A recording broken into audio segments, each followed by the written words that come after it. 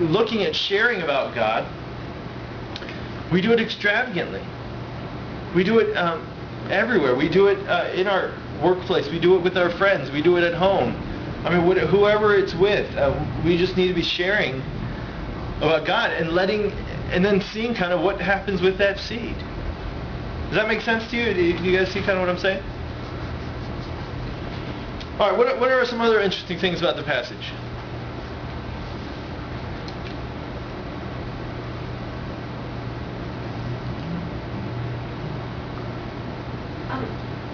For me, it's less, I guess, about evangelism.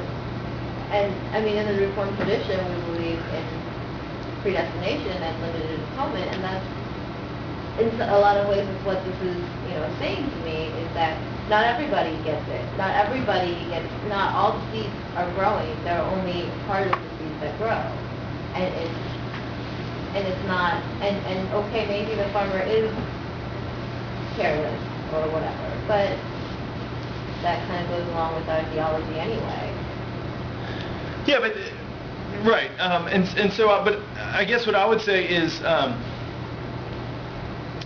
again, that we will never know kind of where other people are at in their journey of faith, and so just as God has lavished on us probably at times when we didn't know or expect or were ready for,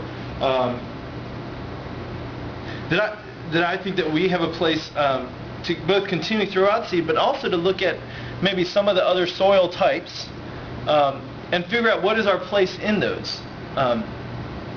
Again, I mean, I realize this is a parable and Jesus has a message that he's talking about, but I think it'd be interesting to think of ourselves maybe as people who are learning to cultivate soil. Just like how we need to cultivate soil when we're gardening or farming, we need to mix organic ingredients into Georgia red clay, because that's where I live. We have a hard time growing things in Georgia red clay. But maybe we need to think about ourselves as people who maybe we need to shoo away birds.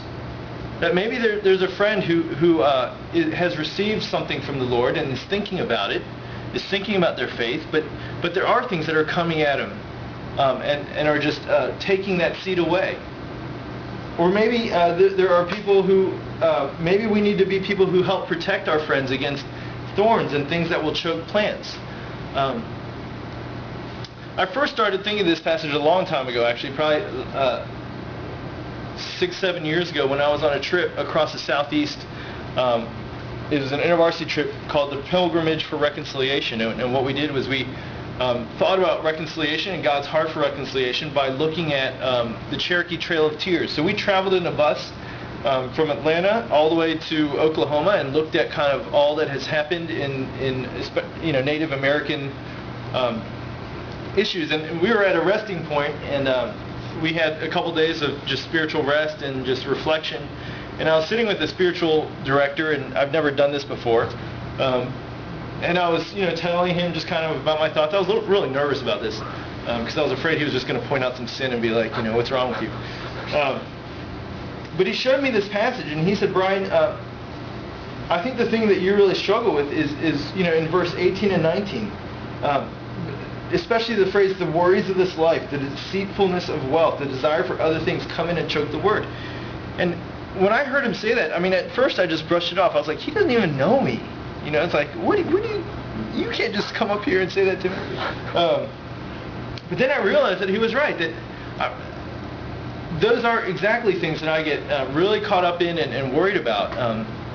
And it has taken me, intentionality to try to rid myself of those things, to stop thinking about the better cars or the better houses, all the other stuff that I want in this life, and to bring myself back down to the simplicity.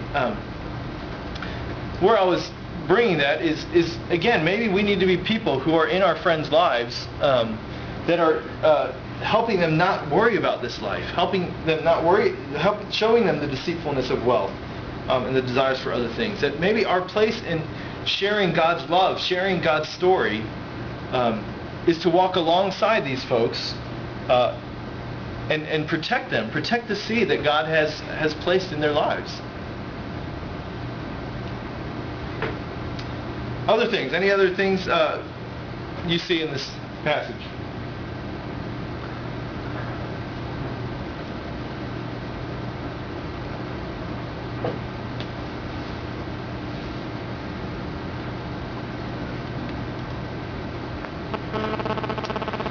It's about God, it's not about you. Good. It is all about God. It's all about what God has done, and God is doing amazing things in our hearts and in people around us. And we may never know if we never say anything about God, or if we never reveal that we believe in God. I realize in the workplace it's hard. You don't want to project your religion or anything, your politics and religion, and you just don't want to broach those subjects. But God is doing amazing things, and we may never know it unless you say something about God, or you say something about that I'm going to church and I love church and whatever. Yeah, I mean, you don't have to come across as a raving Bible, pounding person, but I do believe you have to say something. I think there is a place for what's called like character witness. If we just act like Christians, then then that's the best that I can do, and I don't need to actually open my mouth and say the name of God or Jesus or anything like that. But I think in today's time, there's many reasons why people would see you as they're just a good person or whatever. And I think you need to take that extra step to say, you know what, the reason I do this is because of God's love for me. The reason why I forgive my family or whoever is because I believe that God's forgiven me. Excuse me.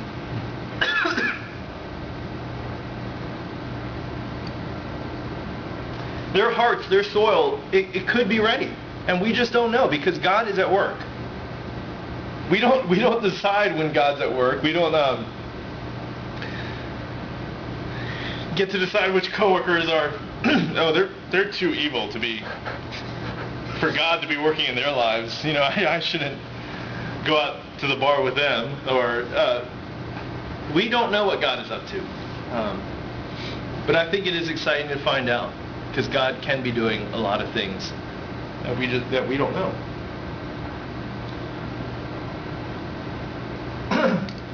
Any other comments